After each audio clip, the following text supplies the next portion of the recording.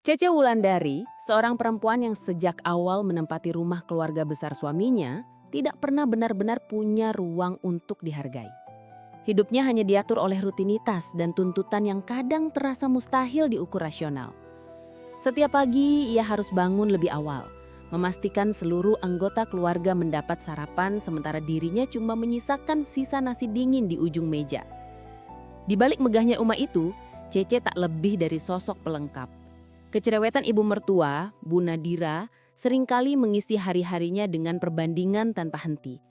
Mulai dari masakan yang disebut kurang sedap, penampilan yang dinilai tidak layak jadi menantu, sampai soal tanggung jawab rumah tangga yang selalu saja dinilai kurang.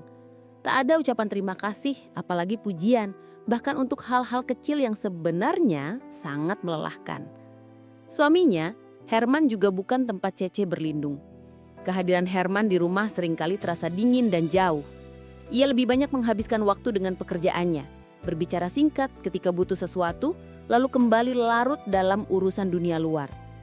Cece kerap mencoba bicara, menceritakan betapa beratnya menjalani hari-hari penuh tekanan, tapi tanggapannya selalu singkat dan berlalu begitu saja. Tiap waktu makan bersama keluarga besar selalu jadi momen terberat. Cece duduk di ujung meja, mendengarkan bisikan-bisikan kecil dari sepupu dan adik ipar tentang betapa tidak pantasnya ia berada di tengah mereka. Kadang, suara tawa kecil menjadi pelengkap suasana, menciptakan benteng tak terlihat yang memisahkan Cece dari rasa memiliki dan diterima di rumah itu. Sampai pada satu malam, air mata Cece jatuh lebih deras dari sebelumnya. Ia menatap langit-langit kamar yang sunyi, pelan-pelan menyusun rasa sakit dan kecewa yang lama menumpuk di hati. Ia mulai bertanya, sebenarnya apa yang membuatnya terus bertahan di situ? Apakah benar ia sekedar ditakdirkan untuk menjalani hidup sebagai orang yang selalu dihina dan diabaikan? Dalam sunyi itu, Cece menaruh harapan. Tidak ada yang tahu bagaimana keinginannya untuk bangkit mulai tumbuh. Ia ingin membuktikan pada dunia, juga pada semua yang pernah meremehkan dirinya, bahwa harga diri tidak bisa ditentukan oleh sindiran, ejekan, ataupun penilaian orang lain. Malam itu, Cece memberi janji pada diri. Meski gelap, ia punya alasan untuk bangkit dan menjadi pribadi yang lebih kuat dari sebelumnya. Setelah malam penuh air mata itu, hari-hari Cece berubah menjadi rangkaian waktu yang dijalani tanpa harapan besar. Ia menjalani semua keharusan di rumah itu seperti robot, tanpa keluhan, tanpa bertanya lagi alasan atau balasan. Hanya tubuhnya yang bergerak, sementara perasaannya makin lama makin mati rasa oleh perlakuan yang tak pernah berubah. Keluarga Herman tetap menuntut banyak hal, bahkan kadang semakin keras. Semua pekerjaan rumah diminta sempurna. Kalau ada satu kesalahan, misal cucian yang belum kering atau dapur yang kurang rapih, Cece harus siap mendengar ocehan panjang yang menusuk bertubi-tubi. Setiap pagi, ia mendengar suara langkah kaki yang tergesa dan nada suara penuh tuduhan, seolah dirinya hanya beban tambahan dalam keluarga. Di antara orang-orang itu, tidak ada satupun yang benar-benar peduli dengan perasaan Cece. Ia sudah terbiasa menerima cibiran, mulai dari soal penampilan, keterbatasan ekonomi keluarganya, hingga keterampilan rumah tangga yang selalu dianggap tidak cukup oleh Bu Nadira dan saudara-saudara iparnya. Semua hal kecil diukur, semua kekurangan dipertontonkan. Cece hanya menahan nafas dan memilih diam. Pada waktu-waktu tertentu, Cece suka duduk sendiri di pojok teras, sekadar memandang tanaman yang tumbuh seadanya. Di sana, jauh dari ruangan ramai, ia berusaha mengingat mimpi-mimpinya dulu sebelum menikah. Tentang kebahagiaan, tentang keinginan sederhana untuk diterima dan dihargai. Tapi semua itu terasa jauh. Kehidupan di rumah besar itu perlahan-lahan memupus mimpinya sedikit demi sedikit. Suatu siang ketika keluarga sedang berkumpul, Cece melihat dengan jelas betapa ia tak pernah benar-benar dianggap. Mereka bercanda, berbicara tentang rencana liburan, bisnis keluarga, dan berbagai hal yang seolah hanya pantas dibicarakan antar mereka sendiri. Tidak ada satupun yang menoleh ke arahnya, bahkan ketika ia menyajikan hidangan di meja. Cece sadar, kehadirannya di ruang itu tidak membuat perbedaan apapun. Hari-hari berlalu, dan Cece seperti terbiasa menjadi bayangan yang tak perlu diperhatikan. Namun di dalam hatinya, perlahan tumbuh semacam perlawanan yang hanya bisa ia rasakan sendiri. Ia mulai percaya, jika terus dibiarkan seperti ini, ia akan menghilang begitu saja tidak hanya di mata keluarga, tapi juga dalam hidupnya sendiri. Tapi Tuhan kadang suka mengirimkan perasaan tak terduga. Di tengah sepinya, Cece sedikit demi sedikit merangkai niat baru. Kalau dunia di rumah ini tidak bisa memberinya ruang untuk tumbuh, mungkin ia harus mencari caranya sendiri untuk bertahan, bahkan tanpa dukungan siapapun. Bayangan tentang harga diri dan kehidupan yang lebih layak mulai muncul, membisikkan hasrat kecil untuk tidak selamanya diinjak, meski langkah awalnya begitu berat. Perubahan itu bermula bukan dari pertengkaran besar atau peristiwa dramatis, melainkan dari kelelahan hati Cece sendiri. Di suatu pagi yang sepi, saat sinar matahari hanya menembus separuh jendela dapur, Cece sadar bahwa hidupnya sudah terlampau lama dihabiskan dalam bayang-bayang orang lain. Bukan dirinya yang salah, melainkan dunia di sekitarnya yang terlalu sempit untuk mengerti. Hari itu, Cece memutuskan untuk melakukan sesuatu yang berbeda, walau hanya kecil dan sederhana. Ia mulai menyisihkan sebagian kecil uang belanja, menabung diam-diam dari sisa kebutuhan dapur.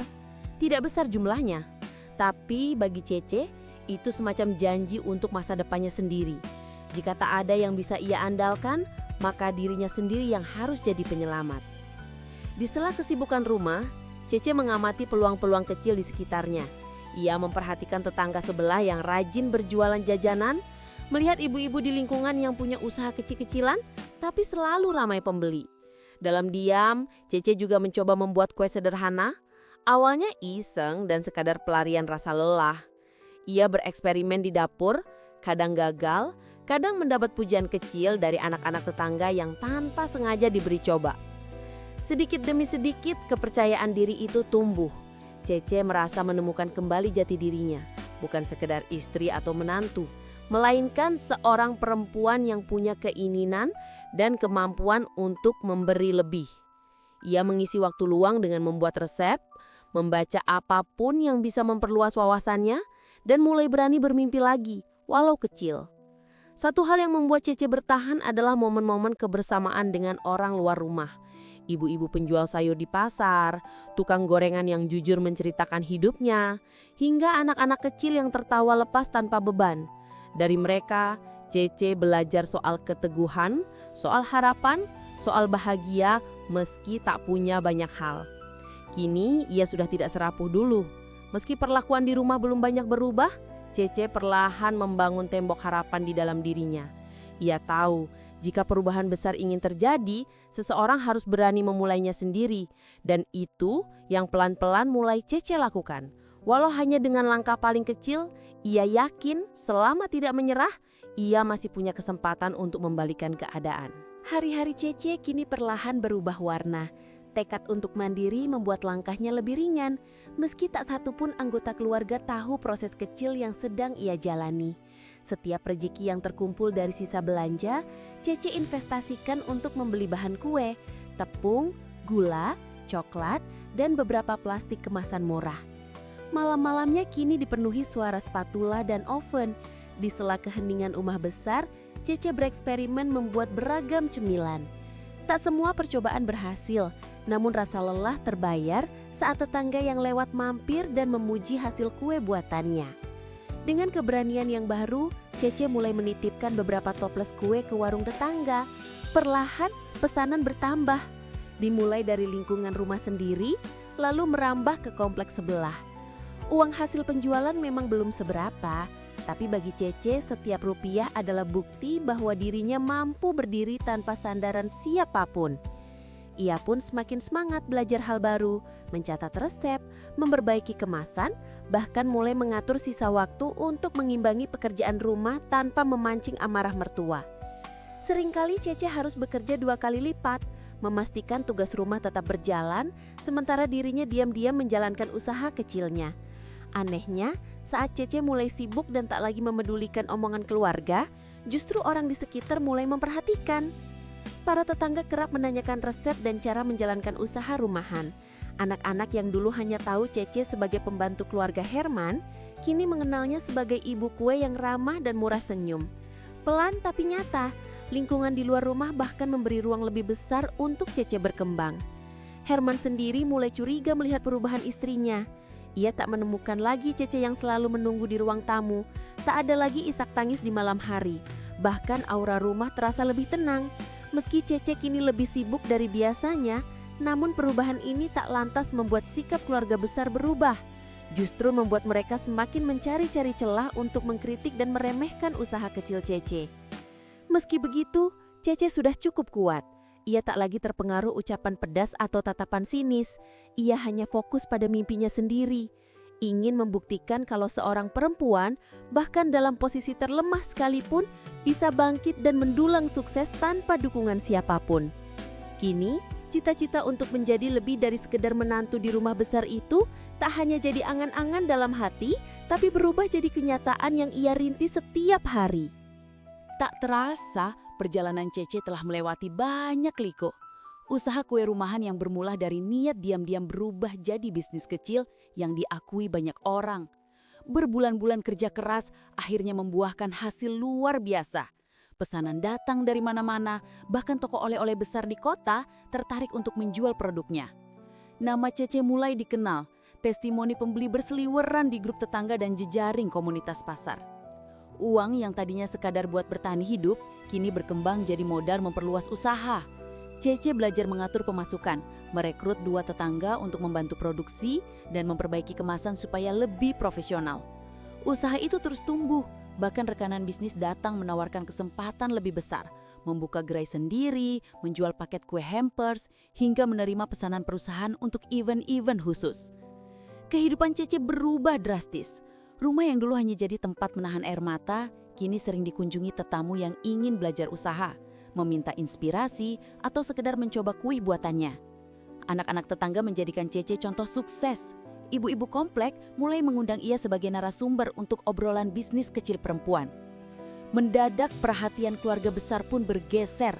Sepupu dan adik ipar yang dulu hanya tahu menghina, berubah jadi ramah, bahkan tak segan memamerkan keberhasilan Cece ke relasi mereka. Herman, suami yang dulu dingin, kini sering pulang membawa kabar baik, mengajak bicara soal rencana masa depan bersama. Namun, bagi Cece, pengakuan itu bukan lagi tujuan utama. Ia sudah membuktikan pada diri sendiri bahwa harga diri, kebahagiaan, dan kesuksesan bisa diraih dengan usaha tanpa lelah, meski tanpa dukungan siapapun di awal. Media lokal mulai meliput kisah Cece. Usaha yang dimulai dari garasi rumah, kini jadi contoh perempuan tangguh yang mampu bangkit dari lubang hinaan. Nama Cece beredar viral, foto dan kisahnya tersebar di banyak platform, menginspirasi ribuan orang yang pernah mengalami nasib serupa. Dari titik terendah, Cece melesat terangkat jadi milioner viral. Orang-orang berlomba menyebut kisahnya sebagai bukti nyata keajaiban usaha dan keteguhan hati. Di tengah sorot lampu keberhasilan itu, Cece tetap memilih rendah hati. Ia tak pernah melupakan rasa sakit yang dulu mengajarnya bertahan. Kini ia berdiri tegak, menatap masa depan dengan keberanian baru.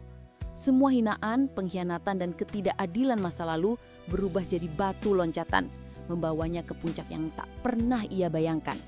Di akhir kisah, satu hal paling penting yang tetap Cece pegang.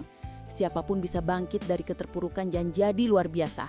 Asalkan berani melawan nasib dan percaya, sekecil apapun usaha, jika dijalani dengan sungguh-sungguh, pasti ada hasil yang menunggu di ujung jalan.